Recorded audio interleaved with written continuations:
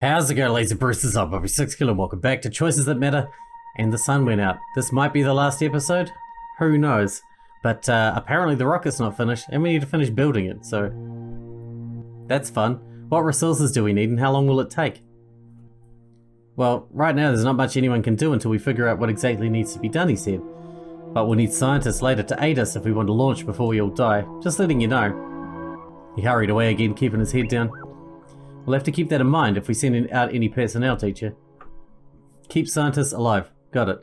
They aren't personnel, Moti. They're our friends, I muttered, turning just in time to see Etienne's grim face as he shot another volley out under window. I looked for Sharon and saw her climbing with a rifle to join Crank in his bird's nest. I took a deep breath again, trying to work past my own panic. This was something that none of us should ever have to deal with, but here we are. Earth's last defense. The ground shuddered as another of Crank's rockets flew forth. Crank, a little warning next time, Dolores shouted up to him, shaking her head. I've only got one left though, he complained, picking up a sniper rifle instead. Teacher, the Russians have realized I was using their communication systems. They've scrambled the signal. I can attempt to reinsert myself, but it'll have to momentarily go offline. Do it, it's too much of an advantage to lose. Yes, teacher. Going offline now. Moti's little face winked out and I winced. I hope I made the right decision. As I turned back to join the fray, a scream rang out, followed by Etienne's roar of anger. He jumped down from the window and he was using for cover, obviously not injured himself, and rushed out the large barn doors to the barricades outside. I rushed outside and shouted to Sharon to cover us. Etienne had dropped next to a felled form, and I pushed myself to run faster, ignoring the bullets around me. Pierre? Etienne called, shaking the Canadian in fear. I'm hero, yes?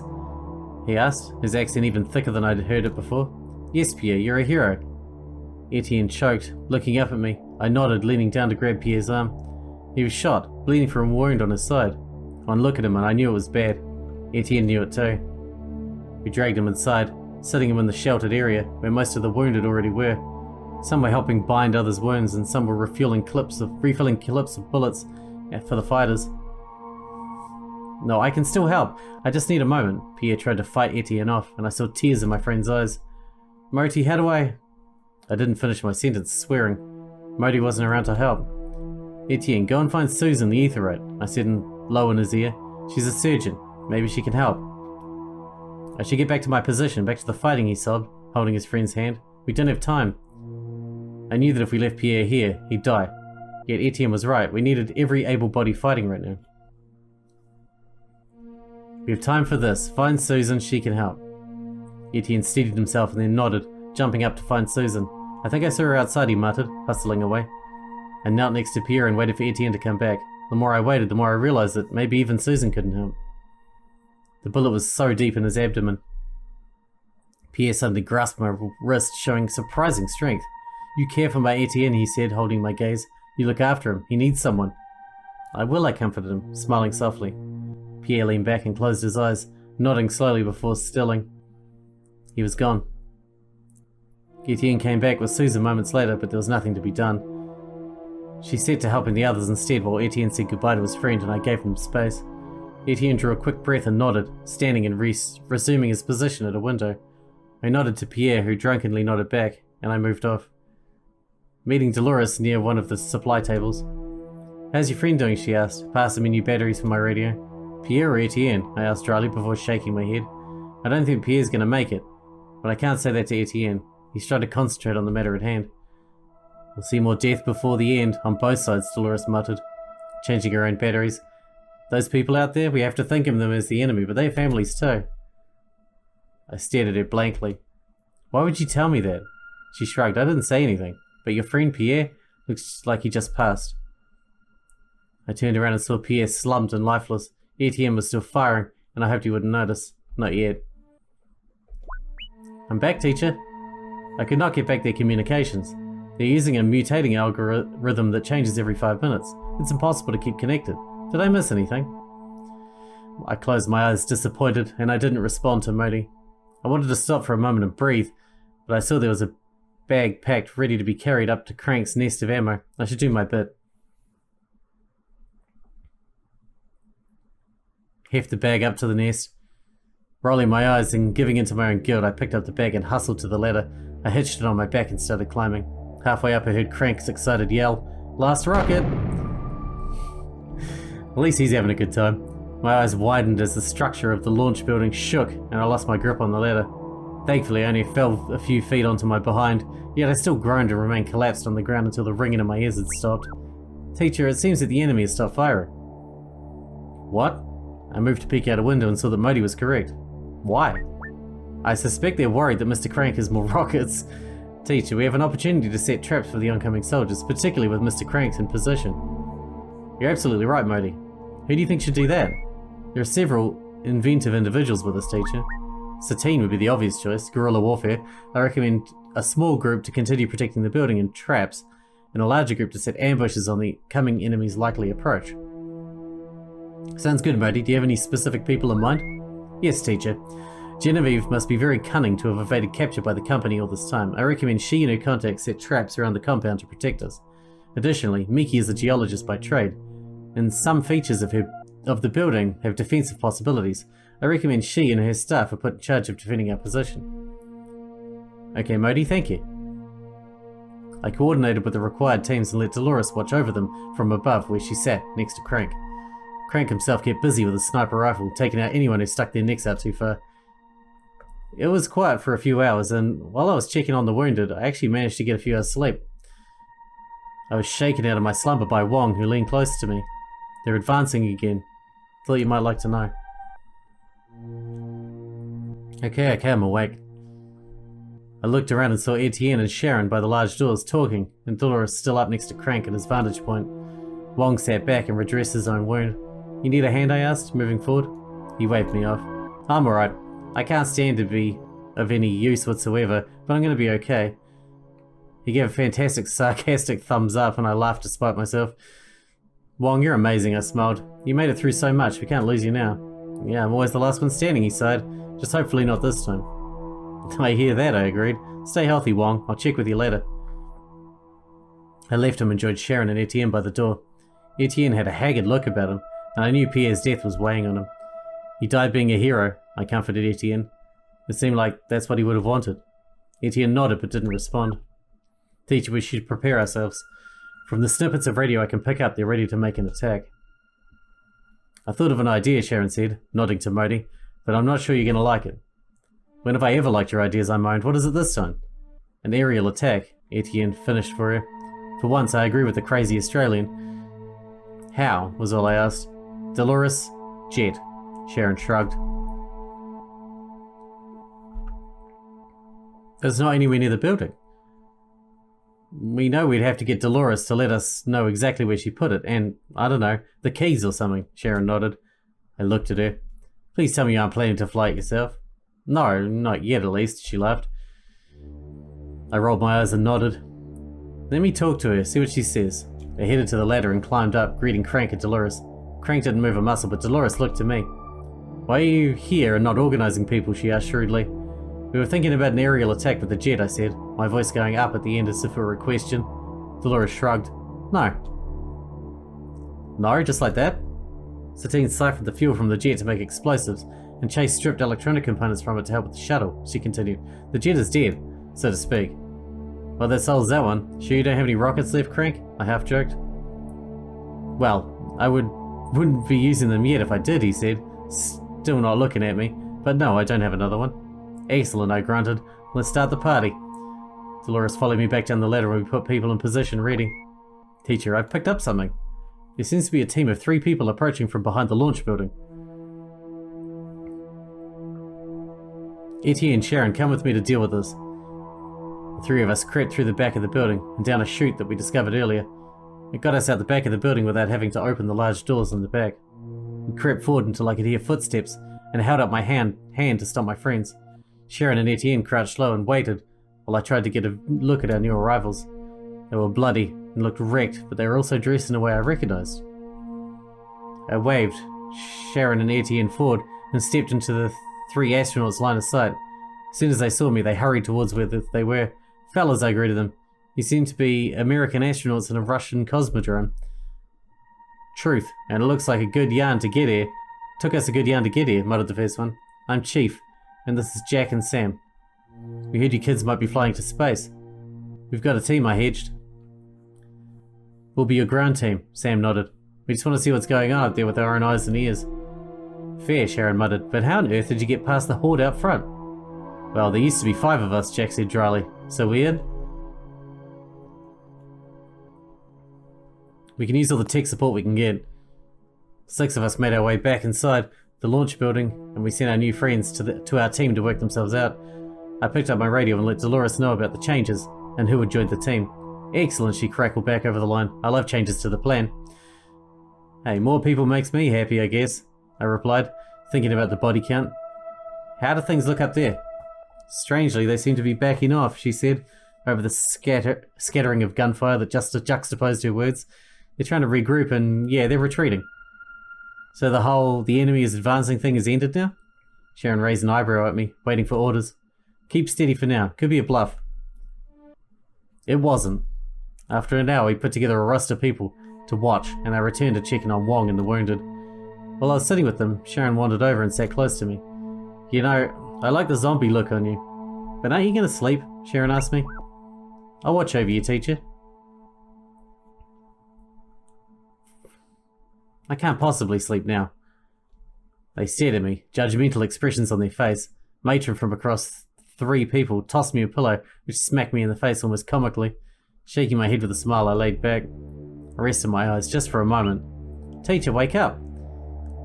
What? I said, realizing at once that the light seeping in was the light of a new day. What's going on? The Russian army has added a mercenary band to its ranks. Who? How? I said. The company has upgraded its Russian members into a standing army. They're coming for us right now. Cooperating with the Russians? I asked, impressed despite myself. Yes, teacher. What do we do now? Is the rocket finished? I asked. Does it have new calculations? Is it correctly fueled? No, teacher. None of those tasks are complete. Has Dolores requested anything? Where is she? She's consulting with Mr. Crank, who has come down from his vantage point for water. She has not asked for anything. Alright. First things first, we need to get over there and talk to her, get her opinion. I reached Dolores and nodded to Crank, who was polishing one of his large guns. What do you think? I asked Dolores. Taking a mug of coffee she passed me. I grinned briefly when I thought of what Sharon would think of this quality of coffee. The company's been working up to this, is my guess, she said. They were hoping we'd roll over and die quickly, but this is their plan B. We need to wake everyone up and suit up, I muttered. If we're caught with our pants down, we'll never get the rocket off the ground. I'm 59% sure we can make it, teacher. We just need to hold them off a little longer.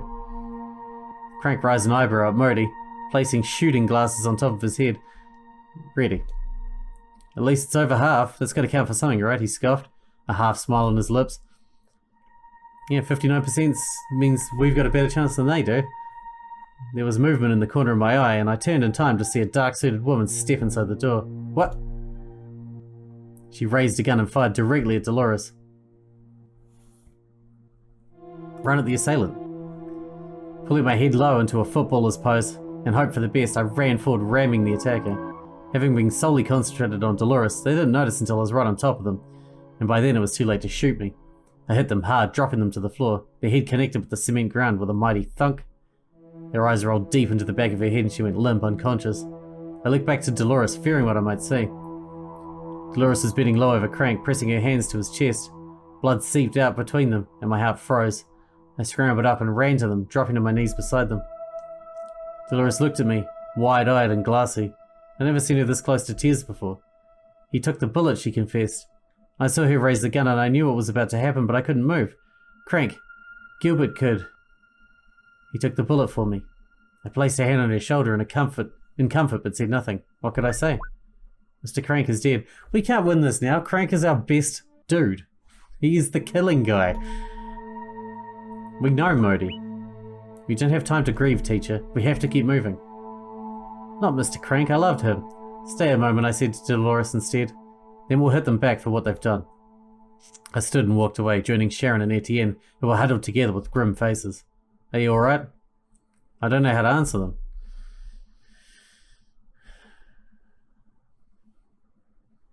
Sure. Shall we get ready for the fight? They nodded, not commenting on my demeanour. Who was that? Etienne muttered, looking over my shoulder. And how did they get past everyone else? My guess is it was an operative. Someone sent by the company to kill Dolores, I said in a lowered voice. No reason for anyone else to panic, specifically trained to plug up leaks, if you will. Leaks? Sharon muttered, frowning. Because Dolores left the company. And she knows too much, I finished for her. If they're here, then others will be too. We have to take action against the elite forces coming in. Take action how? Dolores asked. I frowned. I hadn't figured that part out yet. Teacher, we may want to adjust how many soldiers we have on the front line. Also, Mr. Vardic may be able to siphon more funds from the company's accounts, if he's not busy, and force them to redistribute their forces. I'm also picking up some advanced tech on the opposition's side. Jamming their signals would be a tremendous help. So we need 2 hackers and some extra muscle. Who do we have left? Not Vardic, he's helping input the new codes, I remembered, looking around at our ragtag group. The sooner the rocket launched, the better. What about Akio? Etienne mentioned, rubbing his neck. He seemed unsure about putting the Japanese teen in danger, but we had little choice. You think he could do something like this? Yeah, almost sure of it, he nodded.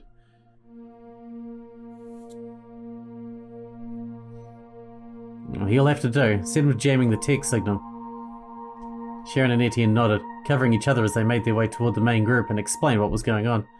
I watched them go for a moment before shaking myself out of the feeling that I wouldn't see them again. Dolores touched my shoulder and brought me back to earth. What about the extra fighters? My head is spinning, I admitted, rubbing my head. I can't even think. Moti, can you do a sound off on who we can move? Yes, teacher. There's no one left to move, teacher. We are stretched too thin and may create weaknesses if we try. I took a moment to think, trying to come up with the best plan. Dolores raised an eyebrow and waited for my answer. I guess it was up to me. Moti, let me know as soon as someone becomes available. I'll check to make sure everyone knows their place, Dolores nodded, clapping me on the shoulder and moving off. I glanced over my shoulder at the shrouded figure lying on the floor and I took a deep breath. Somehow I knew it would come down to today. Making myself a promise that I wouldn't look back, I turned and climbed the ladder to the nest above. I wanted to see everything for myself. The sight was as awe-inspiring as it was awful. The enemy hadn't broken their lines or even shown a hint of weakness. They hadn't advanced, but I partly assumed it was because they thought they had us beat. I hoped they were wrong. We'd surprised them so far, and I hoped we could continue. I also hoped that the rocket would be ready for launch before I had to test that theory. I picked up the radio and called over. Can we get an ETA on when the shuttle will be ready to go? I couldn't tell whose voice answered me, over all the noise from below, but it sounded confident. Mid-afternoon, we just need to hold out until then, but we need something more. If you tell me there's another problem, I growled, pinching the bridge of my nose. No, we need 3 people to help put it in position, they answered. They had to shout over all the noise in the background. We can't launch in this building, we have to move her into the open. Etienne, Sharon, did you hear that? It's a job for us 3. Sure thing, sounds like fun, Sharon called back, and I was glad to hear her voice. I'm in, Etienne also answered, making me doubly glad. Then we should be right to go. Whoever the astronaut was answered. I clicked off the radio and dropped it at my feet. Crank's rifle was waiting nearby, a scope connected to the top. I looked at it curiously.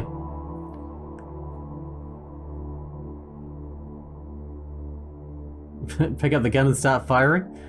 Okay, why not? I picked up the weapon gingerly and looked through the sights. Teacher, you don't know how to operate that. Dude, we gotta help. Like a camera, right? I said, just point and shoot. A camera does not end someone's life, teacher. But it does take their soul. I put it down and looked at Moti's little watch face. What do you want from me, Moti? I'm doing my best here. I don't want more of our people to die. Would it not be better if you didn't want anyone to die? Not just our friends, but anyone? It's not really a fucking option, is it? I slumped back in the chair. I didn't have time for a philosophical debate with Moti. I didn't have the luxury of taking a moment for myself. What's the alternative, Moti? I asked softly. What would you have me do? Moti was silent for longer than I was expecting, and I looked around, making sure no one needed me. Humans are strange, teacher.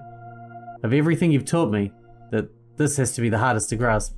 They are fickle and self-serving, but also loyal and giving. I don't know what to do. Perhaps that's why I'm not yet human. I chuckled softly, hearing the clanking of someone climbing the ladder behind me. There's more to being human than knowing what to do. Sharon crawled up into the shooter's nest beside me and looked over the masses. They're getting closer. You shouldn't stay here. You'd be easy pickings. I just need to see it for myself, I admitted. What if we don't make it, Shazza? She took my face in her hands and kissed me sweetly, smiling. Sweet thing, she murmured gently. This is just a day like any other. We never know when death will come for us. We just hope to get to spend more time with the right people before the end. I still stared at her, starstruck. Well, aren't you beautiful? I laughed, kissing her again. Incoming! The building shook and I grabbed the railing for support. Teacher, a tank is taking aim again. I suggest we all return to the ground floor. Copy that, Moti, I muttered, scurrying back to the ladder and down to the floor. Dolores rushed to my side, clearly excited and pumping with adrenaline. Are you ready? This looks like it's going to be the last push. We're not giving birth, I muttered, steeling myself. Let's do this, I'm right behind you. If we make this, Moti, it'll be just in the nick of time, I muttered, picking up a gun on my own and putting my back to the wall we were using for cover. What does that make us? Big damn heroes, teacher. I laughed and said, You watch too much television, Moti, before raising my voice to address everyone, all my friends standing with me on this day.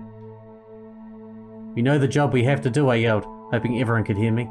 They may be misguided in their attention, but we all must stand tall.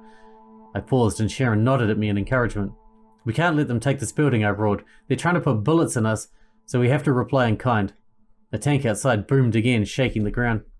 This is about us, it's about everyone. An extinction event that we never predicted in our lifetime is upon us, and that's what we're fighting for. The continuation of our species. I took another last deep breath, then I turned to shoot out the opening beside us, roaring a battle cry as I did. Give 'em hell. The roar took up around me, and we fired, hoping that we hit something important and noteworthy. A half hour of relentless firing later, Moti piped up. Teacher, I have a plan. And you're only telling me now? As I said, I've been thinking about how to make another rocket for Mr. Crank's launcher. I instinctively looked up to the bird's nest where the launcher was. There was no one up there now, though it didn't stop Russia's finest from trying their luck shooting up there. Yes, I remember. You didn't have all the materials. I believe I do now, teacher. I need one of the tasers that Mr. Crank gave you. Then Mr. Wong can construct the ammunition. The tasers? I didn't ask, knowing I wouldn't even understand how it would work. As long as it did. Alright, Moti, let's figure this out. Where do I need to take the taser to? Mr. Wong, as I said. I've sent the blueprints to Master Umi's motorcon device, which Mr. Wong has. When did that happen? I murmured aloud, ducking from cover to cover to the back of the building where the injured were waiting. When I asked Master Umi to do it, teacher. Excellent. I reached Wong and pulled the taser from my belt, passing it to him. He looked at me blankly. Moti's sending you instructions on how to turn that into a rocket for the launcher in the nest. I yelled over the sound of gunfire. Message me when it's done. He frowned, but he didn't comment. Just turned the taser over in his hands while I made my way back. The onslaught was relentless. I thought more than once I was going to pass out from the intensity of it. It's never mentioned in the war songs the battle was so fatiguing.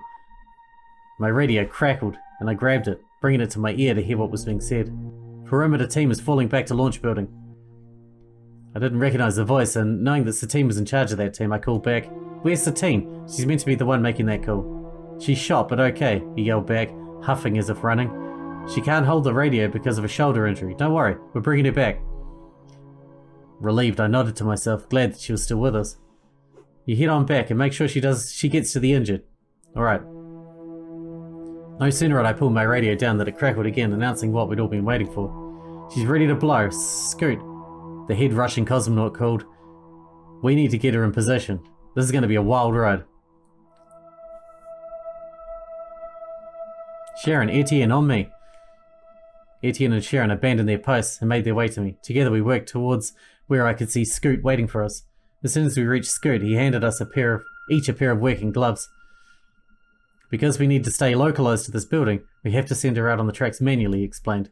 One of you needs to open the doors with the switches here. He pointed off to a panel next to the giant barn doors. There was a clear line of sight from the front of the building. I'll take that one, I nodded. Worried it might be the task with the most danger.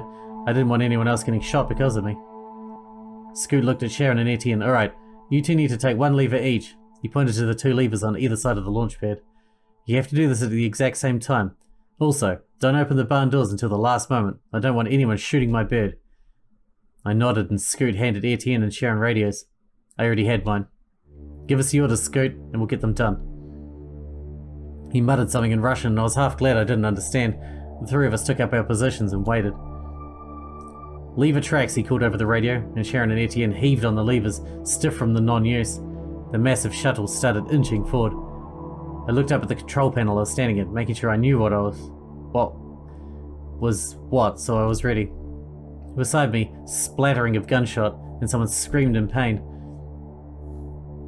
"Stand your ground." "I'm alright," Etienne shouted, putting his full weight onto the lever. His leg was buckled in an unnatural angle, and blood was steadily dripping from it. He saw me hesitate and shook his head. "This is why we're here, keep going." His face was stoic and I nodded, stepping back to the controls. "Open the door now," Scoot shouted, and I punched the controls. The giant doors started swinging and I looked back to make sure my friends were still okay. I couldn't go to them yet. The door would stop opening if I released the button. I saw Scoot pick up his radio again, and I held up mine, ready to hear what he had to say. "This isn't the last thing I need to ask of you," he said gravely. "Your friend Chase and the Americans are stuck on the other side of the compound. I need a fourth to take him into orbit." "A fourth?" I asked, turning again to look at Etienne and Sharon. They were staring at me. "A fourth what?" "A fourth person to come along. We need more than 3 people or we're not going to make the return trip," he clarified. His meaning sunk in. "Why didn't you say something about this earlier?" I said frustratedly. "Who do you need?" "Someone physically and mentally stable," said Scoot. "Alas, someone good at science and engineering." "I'm an excellent engineer, I should go." I stared at my motorcon. Moti was right. Moti had the mind, and I had the limbs. Together we could do it. Together we could be the 4th crew member.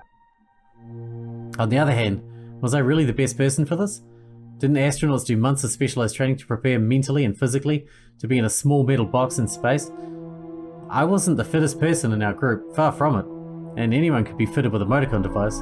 Not to mention, going into space meant leaving all my friends behind in the battlefield. I may never see them again. We kinda have to direct the battle.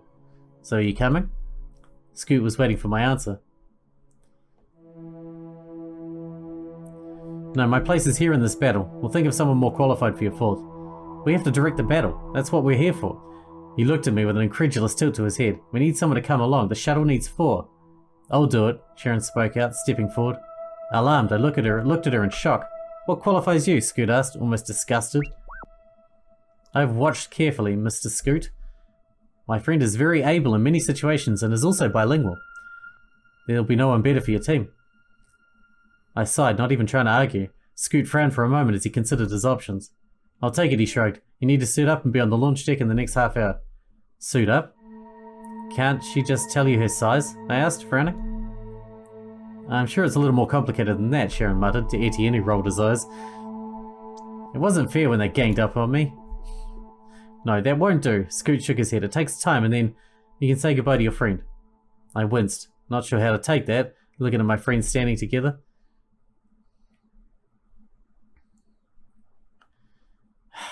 Fuck.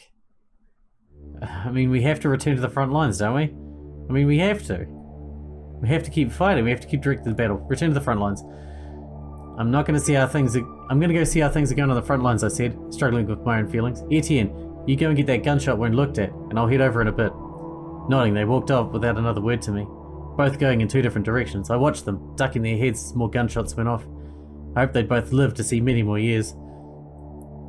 It seemed impossible that we're all going in different directions. We'd stuck together through so much. Probably not the best time to think about that.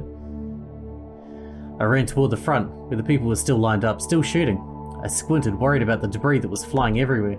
Dolores turned toward me, blood dripping from her temple. My eyes widened. "What happened to you?" I asked, moving closer. "Just a shard, honestly," Dolores shrugged. "I've had worse." "Is the rocket in place?" "Yes, but Chase isn't here, so they need another volunteer," I admitted. Sharon put up her hand. She looked at me critically and then folded, reaching forward to embrace me. "Don't worry about her," she said. "We'll give him hell, and we'll see her on the return trip." "I can't express how much you've done for us. You don't have to thank me, but we all must thank you." "I'm just trying to do my best," I admitted, shaking my head. Trying not to think about all those behind me, I turned back to the ladder in the middle of the launch building, thinking of checking on how things are going upstairs. Bean and Sharon met me at the top of the ladder and waved, indicating that I should follow them. When we got to the back room, Bean took Sharon's measurements and vitals. "You could be healthier," he grunted, writing down the data. "I like to think that anyone's largest muscle is their brain." "That could be healthier too," he said, unaffected, moving to check her shoe size. Soon she had gathered all the suit parts she needed for the mission. He explained what each part did, and how, when they didn't, people died. I might have started sweating partway through. But this is safe, right? I looked around for Sharon, realizing she hasn't returned. Worried and afraid for them both, I started looking. Both Sharon and Etienne had been with me from nearly the beginning. I owed them both my lives. Wong nodded to me as I checked in with the injured, hoping Etienne was still there. Where's Etienne? I asked him, handing him more water. I had one last job for him before I pass out from pain, he grunted, swigging from the bottle. I frowned, squatting beside him. Is there anything I can do for you? He smiled at me, shaking his head. I'm okay. I'll even live, you know, he wheezed. I just ran out of painkillers. I wish I never started any of this, I groaned, rubbing my eyes. Then we never even have a chance, he argued. This way, we get to have our say in the ending of our world. Without you, we wouldn't know as much as we do now. And me. And you, Moti, he agreed with a short laugh. You said you gave Etienne one last job, I asked, bringing myself back to the present. What job? Up in Crank's nest, he said, pointing. Too tired to fill you in. Crank's sniper nest? That nest was constantly under fire by the enemy. Run to the vantage point? Scoot leaned over the balcony above and shouted down to me. 10 minutes till launch. I waved him off. I had one last job to do myself. I hit the ladder hard with my body and began climbing, calling out to Etienne as I advanced. No reply. I threw myself over the edge with a gasp, grabbing the ankle closest to me. Etienne looked down at me in wonder. What are you doing here, he hissed, keeping his body low. Me, what are you doing here? I demanded, looking at Craig's rocket launcher balanced in front of me. Getting rid of that tank, once and for all, Etienne whispered back, sliding a tube into the end of the launcher. Bullets whizzed overhead and we all ducked. Alright, we better wrap this one up. Looks like we've got a wee bit to go yet. We still haven't even reached Arc 15. So maybe the next one won't be the last one. I don't know. But the battle still rages. Hope you guys enjoyed it. Thanks for watching. Thanks for hanging out with me, and I'll see you in the next one.